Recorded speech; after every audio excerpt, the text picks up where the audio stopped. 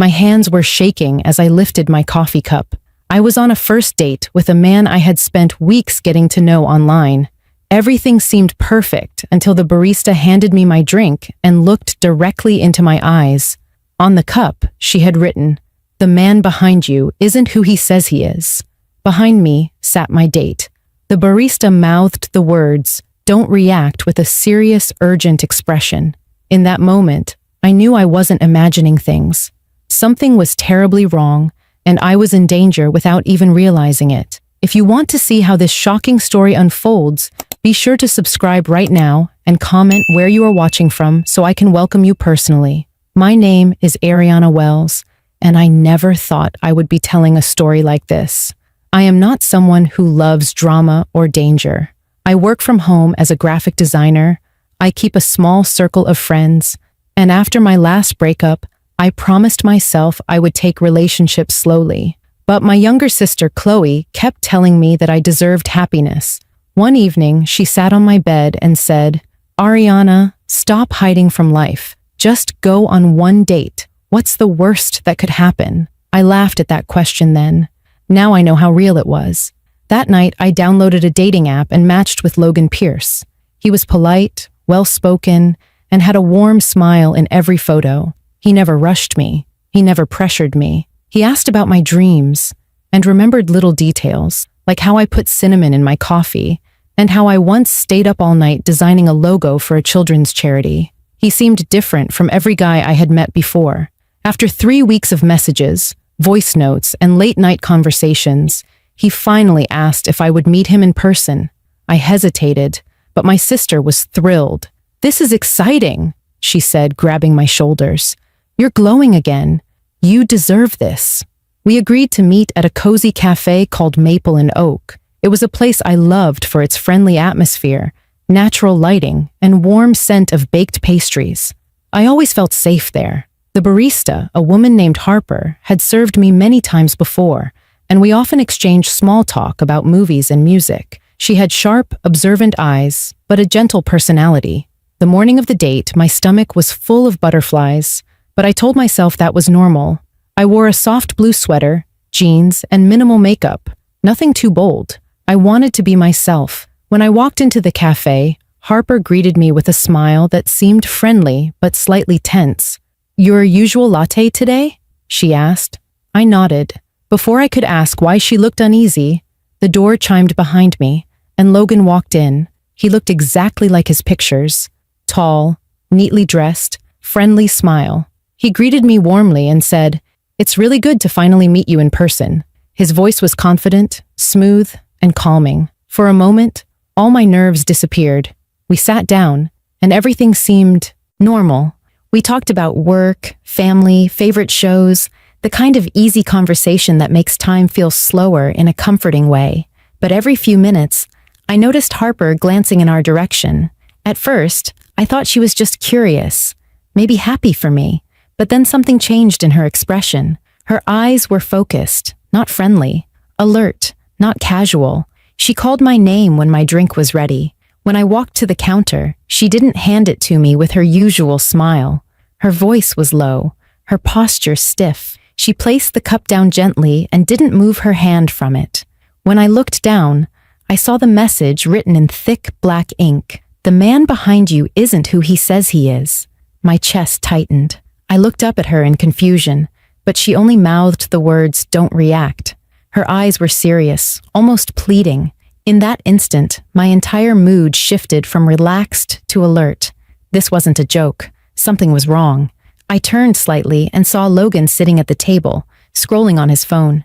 He looked calm, normal, completely harmless. But now I couldn't ignore the feeling pressing into my chest. I remembered my father's words from years ago when he retired from the police force. The most dangerous people in the world aren't the ones who look dangerous. They're the ones who look ordinary. At that moment, I had no idea what I was about to uncover. I only knew one thing. My life was about to change. The moment I returned to the table with the cup in my hand, I felt like the air around me had changed. Just minutes earlier, Logan's presence had felt comforting. Now every movement he made seemed calculated. I forced a smile and sat down, praying that my hands wouldn't shake as I lifted the cup to take a sip. There was nothing unusual in the taste, but the words on the side of that cup repeated in my mind like a warning alarm. The man behind you isn't who he says he is. Logan leaned forward with a warm smile. Everything okay? You kind of froze up at the counter. His tone was light, caring, but something about the way he studied my face made me uneasy. It was as if he wasn't asking because he cared. He was asking because he was checking for signs that I knew something. I forced a laugh, just zoned out for a second. Long night working on a design project. He nodded, accepting my answer, but his eyes stayed on me longer than they should have. They weren't soft anymore. They were searching. I decided to play along until I understood what was happening. I asked him a simple question, just to keep the conversation moving. So you mentioned your sister is a teacher. What grade did you say she teaches? Logan hesitated. It was brief, but enough to notice. Second grade, he replied. But I remembered him clearly telling me in our messages that his sister worked in corporate law. I tried to act casual. Oh, right. I thought you said law school.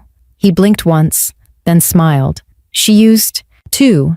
She changed careers. His answer came too quickly, as if he had prepared it. I took another sip of coffee, trying to control my breathing. My phone buzzed in my pocket. I glanced down, pretending to check a notification, but it was a message from an unknown number. It read, "Go to the restroom. Do not make it obvious." I looked up to see Harper coming out from behind the counter with a tray. She didn't look at me, but I knew it was from her. I stood up smoothly and said, "Excuse me for 1 second. I'm just going to freshen up." Logan nodded, but his eyes flickered to my phone. "Sure, I'll be right here." His smile returned, but it didn't reach his eyes. As I walked toward the restroom, I could feel his gaze on my back. For the first time since meeting him, I felt fear settle deep into my stomach. When I stepped into the hallway leading to the restroom, Harper was waiting. She didn't speak right away. Her expression alone made my pulse race. "Ariana, you need to listen to me carefully," she said quietly. "Do not leave this cafe with him. Do not tell him you know anything is wrong." My heart pounded, and my breath caught in my throat. "Why? What's going on?" I asked, trying to stay calm. Harper looked around to make sure no one was listening. "I used to live in another city. 2 months ago, a woman went missing. I recognized your date from a news clip. The police released footage of him leaving a hotel with her. She was never seen again." I felt my knees weaken slightly. "Are you sure it's him?" I whispered. Harper nodded firmly. "I was there that night. I saw him. I didn't say anything at the time because I was afraid, but when he walked in today, I knew it was him. I didn't want to panic you, but I had to warn you before you went anywhere with him." I stepped back, trying to process everything. The man I had been texting good morning to for 3 weeks was possibly involved in the disappearance of another woman. My mind replayed every conversation, every smile, every kind gesture he had made toward me. Now all I could think was, what if I had gotten in a car with him today? What would have happened to me? I asked Harper what I should do. "We can't confront him," she said. "If he senses you know, he may react." My hands gripped the bathroom counter behind me. "We have to do something. We can't just let him walk out." Harper nodded. "I already texted someone I trust.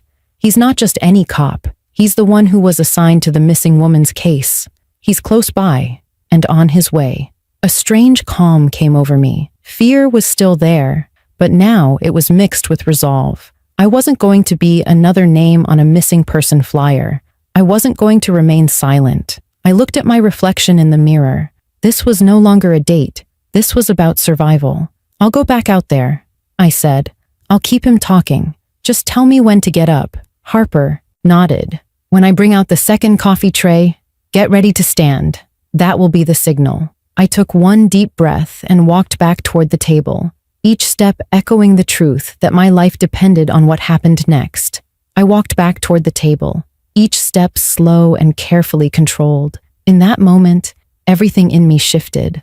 I was no longer a woman on a date. I was a woman in danger, and every detail around me mattered. Logan looked up with a warm smile as I sat down, the same charming smile that had once made me feel safe. but now it looked like a mask, stretched too tightly across a face that hid something dark. He reached across the table, placing his hand over mine. "You okay? You were gone a while," he said. His voice was soft, but his eyes searched my face as though scanning for evidence that I knew too much. I steadied my breathing and forced a smile. "Yes, just got caught up answering a message from my sister. She's asking how the date is going." His eyes flickered again, not with warmth, but with calculation. He nodded and leaned back in his chair, pretending to relax. The air felt heavy between us, and for the first time, I noticed how quiet the cafe had become. Conversations were still happening, but in my mind, everything else faded into the background. It was just me, him, and the silent countdown until help arrived. Instead of avoiding eye contact, I chose to meet his gaze. My father once told me, "Predators read fear. Don't show what you don't want them to use against you." I remembered those words now, so instead of shrinking, I leaned in slightly as though still engaged. I watched him shift in his chair and subtly straighten his sleeves. There it was, that tiny moment of preparation, as if he was mentally reviewing his next move. I began asking him small questions, not about anything emotional, but about logistical details. "So remind me again where you said you're from originally?" He hesitated for just a moment before answering. "I grew up in Seattle." I nodded slowly. "That's funny. I swear you told me your family lived in Maine." He blinked once and then said, "We moved a lot. My dad traveled for work." His tone was calm, but I caught the slight tension in his jaw when I maintained eye contact just a second longer than normal. I wasn't fishing for truth. I was testing cracks in his story. And each time I pushed, the cracks grew larger. Harper passed behind the counter, not looking at me directly, but I noticed her slide a second coffee tray onto the countertop. That was the signal. It meant the detective was close by. It meant this needed to move into the final stage. My heart pounded, but outwardly I stayed composed. Just then, Logan leaned forward. His voice dropped slightly. "You seem distracted. Are you nervous?" There was something unnerving about the way he asked it, as if he already knew the answer but wanted to hear how I would respond. I gave him the most genuine smile I could manage. First dates are always a little awkward, but I'm really enjoying this. I watched the tension ease off his shoulders. My fake reassurance worked. Then Harper walked toward us, carrying the tray.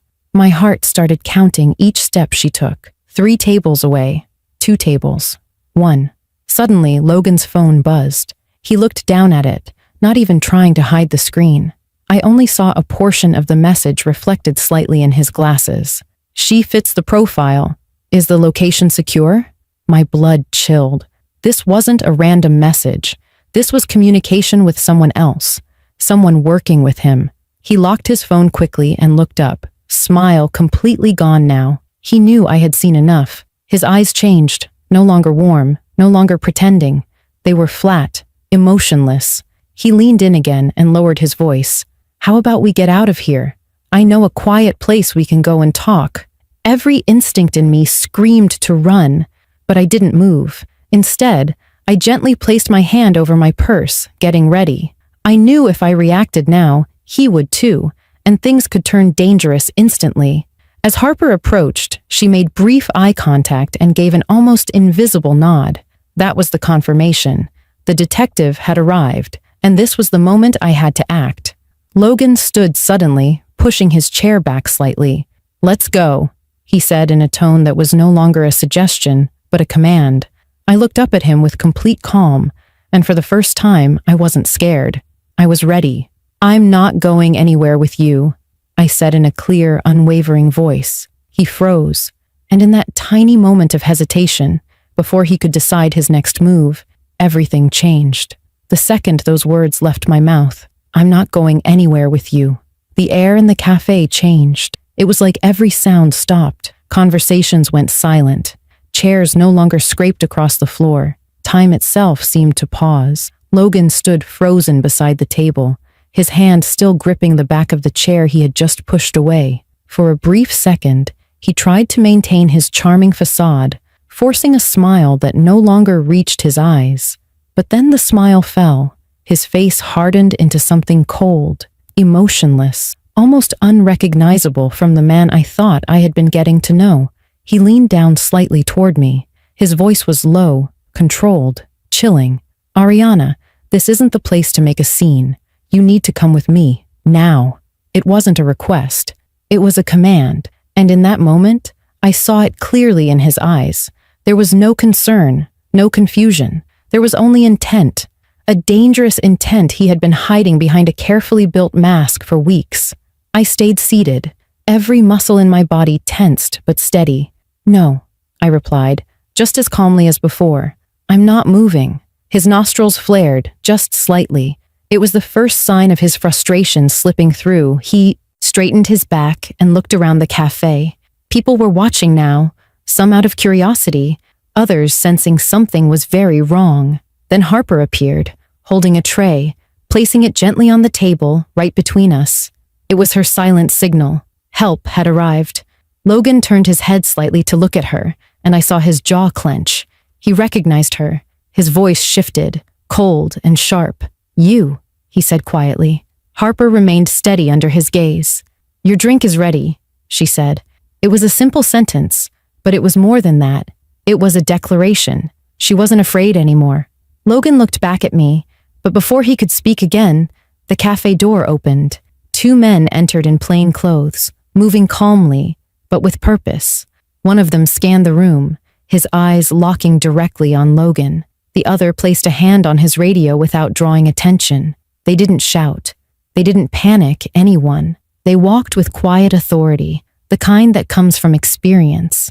Logan sensed it too. He slowly stepped away from the chair and reached toward his coat pocket. I had no idea what he was reaching for, but before he could pull anything out, one of the men stepped forward and said firmly, "Logan Pierce, do not move." His voice was steady, controlled, the tone of someone who didn't need to repeat himself. Logan's eyes narrowed as he turned his head toward the man, and in that moment, his entire demeanor changed. The charm was gone. The calm was gone. What remained was the real Logan, the one who lived behind the lies. His lips curved into a slow, unsettling smile. "You're too late," he said softly. Before I could understand his words, he lunged, not at me, but toward the exit. Chairs toppled. People gasped and moved back in a wave of panic. The 2 plainclothed officers sprang into action. One intercepted him near the doorway. Logan fought back with sudden violence, trying to break free. It was as if every muscle in his body was wired for survival. The officer locked him in a hold, forcing one arm behind his back while the other officer secured his legs. The struggle was intense but short-lived. Logan was forced to the floor, face pressed against the tiles. He didn't shout. He didn't protest innocence. Instead, he turned his head and looked right at me. There was an eerie calm in his eyes, almost like amusement. "You think this changes anything?" he said quietly. "You have no idea how many are already watching you." Those words sent a chill through my veins. Watching me? Who else was involved? Who were the people texting him? As officers cuffed him, one of them said, "Logan Pierce, you are under arrest in connection to an ongoing investigation involving multiple missing persons." A wave of disbelief spread through the cafe. Some people looked horrified. Others whispered behind their hands. Harper stepped beside me, gently placing her hand on my shoulder. My body felt heavy, as if my legs would give out any second. But I stayed standing. I needed to see this through. Logan was lifted to his feet. His wrists were in handcuffs. Yet even in custody, he tried to lean toward me as they escorted him out. "This isn't over," he whispered. The moment he was out the door, I finally exhaled. It was the first real breath I had taken since the warning appeared on my cup. The cafe was silent. Then slowly, people began to clap. Not loud applause, but a soft, collective sigh of relief in the form of gratitude. Gratitude that something far worse had been stopped in its tracks. As the officers led him to the squad car outside, I looked down at the cup still sitting on the table. The message stared back at me in black ink, the warning that changed everything. The man behind you isn't who he says he is. And in that moment, I realized something powerful. This was not a story of fear. It was a story of survival. A story of listening when something inside you whispers, "This doesn't feel right." a story of how one stranger's courage saved my life, and I wasn't going to be silent about it. The moment Logan was taken away, it felt as though the air inside the cafe finally loosened. My body had been tense for so long that releasing that tension felt surreal. I didn't realize I was shaking until Harper gently placed her hand over mine and guided me to a chair. People who had been strangers to me just an hour earlier were now offering me water, warm words, and quiet looks of support. But the shock still had its grip on me. I kept staring at the door he was taken through, half expecting him to walk right back in. My heartbeat echoed in my ears. It wasn't just what had happened, it was what almost happened. And as that truth sank in, so did another reality. My life was no longer the same. The detective who had taken Logan into custody, Detective Harris, approached me with a calm, steady presence. He gently sat across from me and explained everything. Logan wasn't just a liar or a catfish. He was wanted in connection with multiple missing person cases across different states. He had changed his identity several times to avoid capture. The night before, a surveillance photo of him had been released to local authorities, along with a special advisory to public locations. That's when Harper had seen his image. She hadn't hesitated. She had made a choice that saved my life. When Detective Harris told me Logan had been tracking me online for weeks before he even messaged me, my stomach twisted. It wasn't chance. It wasn't romance. It was a setup from the very beginning. He had chosen me, researched me, targeted me.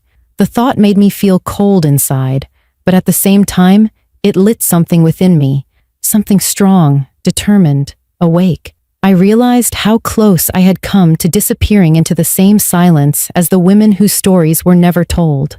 As the cafe slowly returned to normal and customers quietly resumed their conversations, I stood up and walked to the counter where Harper stood. Her eyes were filled with emotion, not fear, but relief. I didn't have the right words to say. Thank you felt too small. Instead, I just opened my arms and hugged her. For a moment, nothing needed to be said. Then she whispered, I promised myself that if I ever saw him again, I wouldn't stay silent. I'm glad I didn't. I went home to my mother's house that evening. The second I walked through the door, she ran to me and pulled me into her arms. No questions asked.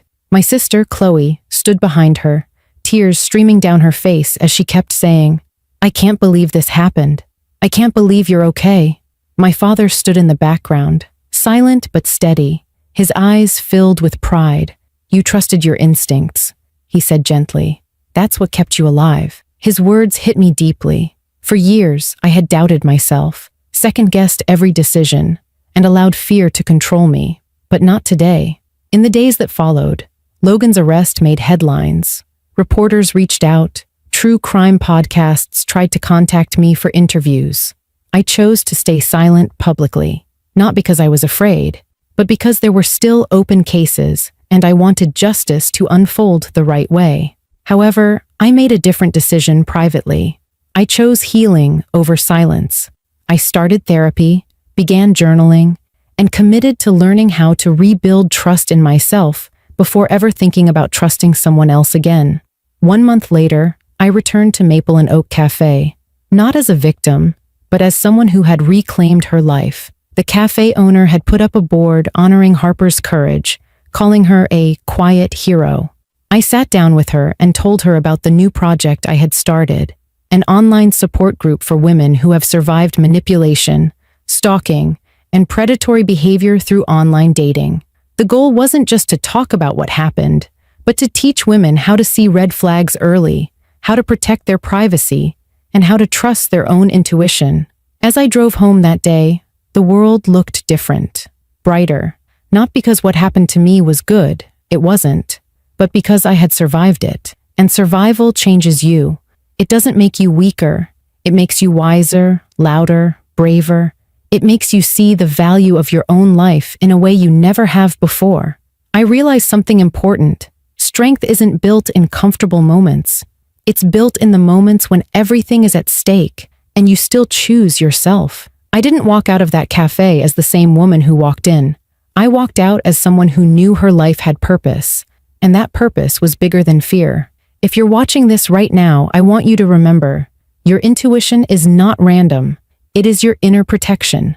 Trust it, protect it, and never ignore it.